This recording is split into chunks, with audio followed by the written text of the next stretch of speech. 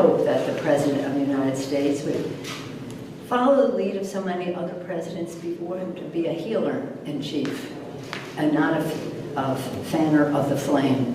And it's time for us to do away with that. A time to heal, the book of Ecclesiastes. Thank you all very much. So what you just saw there was a brief clip of Nancy Pelosi earlier today when she was reading from a Bible to ask Donald Trump to do better in quote-unquote healing the country. And my goodness, what a waste of time from Nancy Pelosi. She is an absolutely ineffective leader when it comes to showing any opposition to Donald Trump. And this is at a time where Donald Trump is moving in very dangerous directions, and there needs to be actual leadership and opposition from the Democrats on this front. Reading from a Bible as a sort of clap back to Donald Trump and his Bible photo op yesterday isn't enough. It is absolutely not enough to try and make Donald Trump look like he doesn't understand the Bible, but you do. What fundamentally matters here is that Donald Trump is putting the basic civil liberties of American citizens at risk when he basically threatens to sic the military on state governments, even if those state governments don't want that to happen. That's what matters here. So Nancy Pelosi trying to do a bit of a skit where she reads from a Bible, but it's also just like notes tucked into a Bible. And she tries to say that Donald Trump has the potential to be better. And, this whole rigmarole, it's such a waste of time.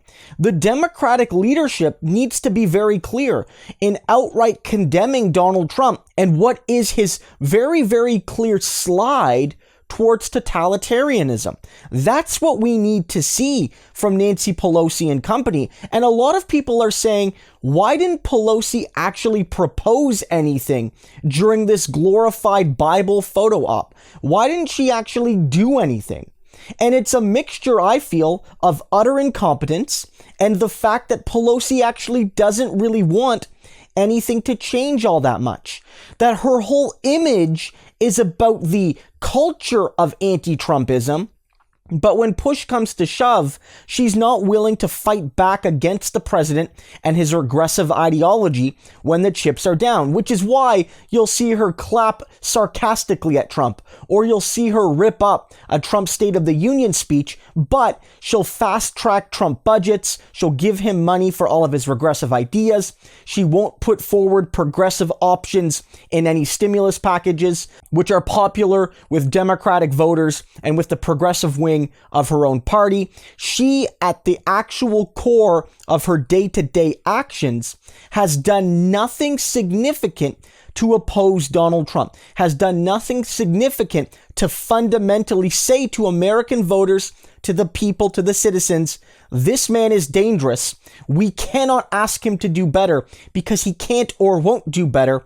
The only thing we can do is replace him, and the only thing we can do is offer a fundamentally different vision. Here is that vision. Pelosi didn't do that or couldn't do that, maybe a bit of both. And it just underlines how as long as the Democratic Party in the Congress and in the Senate are led by people like this, there won't be any meaningful progressive change going forward. That as long as Nancy Pelosi continues to have a bottleneck on any good progressive policy that might come from people like Alexandria Ocasio-Cortez or Pramila Jayapal or Ilhan Omar or Mark Parkin or Ro Khanna or any of the other progressive congressmen and congresswomen, nothing is going to change. And this is where I'm going to remind folks that there is a historic opportunity, not just to defeat Donald Trump in November, but to defeat Nancy Pelosi as well. Shahid Buttar is running against Nancy Pelosi in her district in November, in her San Francisco, California, very, very pro-democratic district. Because of the jungle primary system, it's a Democrat versus a Democrat in November. There's no worry about vote splitting. There's nobody that can defeat Nancy Pelosi but another Democrat.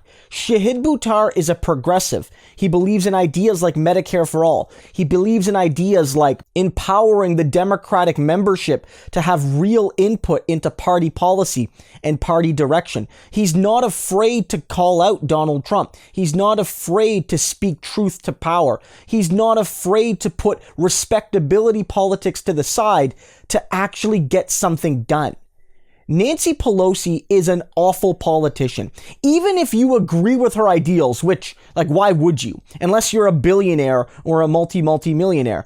But even as a political operative, she's awful. We remember her basically allowing the Republicans to make her look like Marie Antoinette, who's eating fancy ice cream from her $12,000 freezers while America suffers a global economic crisis.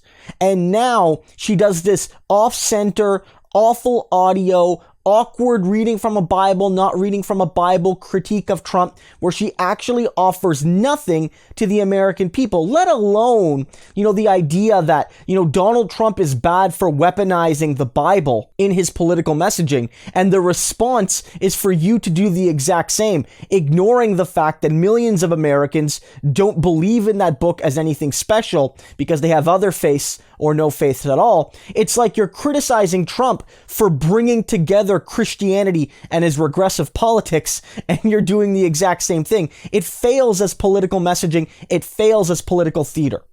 Donald Trump is a danger to democracy. He really is.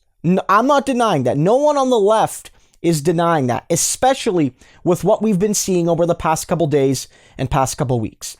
But to suggest that Nancy Pelosi, from a political perspective, a strategic perspective, or from an ideological perspective, is actually offering a functional alternative to Donald Trump is just plain lying, and it's just plain delusional. Maybe a bit of both.